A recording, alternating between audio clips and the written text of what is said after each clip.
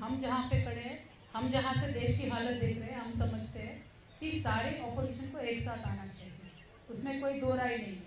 अब कांग्रेस की जिम्मेदारी देश के प्रति क्या है वो कांग्रेस डिसाइड करे।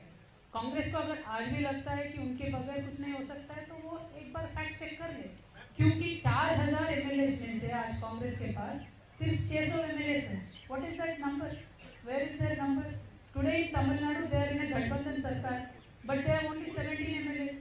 In Bihar they have in गठबंधन सरकार. How many MLAs do they have? In Bengal मुश्किल से अभी बाई इलेक्शन में एंट्री हुआ है, एक MLA है कांग्रेस का. See the point is for me to not gun down the opposition. Point is we should get united. But then who should make that effort? Why should the burden be only on the other parties? Why should the burden be only on BRS? Yes, BRS's stated stand is that we will work for it. We are working for it. That is why we recently held a rally in Khammam, where many CMs came. We are going to hold another rally in April, where again various other leaders will come. Our efforts are on. So our efforts are on, but what about Congress's sincerity, Congress's efforts, and when will they shed their arrogance and come to reality?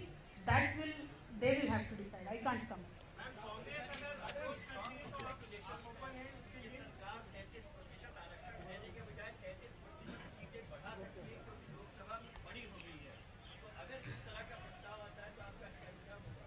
देखिए मैं क्या बोलती हूँ, किसी भी तरीके से कुछ भी तरकीब किया जा सकता है।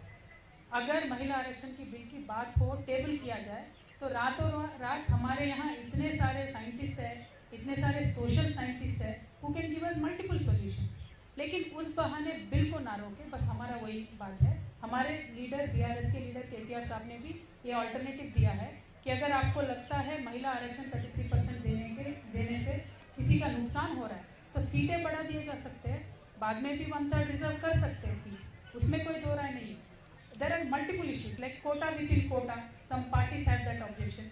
We do not have objection for that. In fact, we are saying OBC का जनगणना होना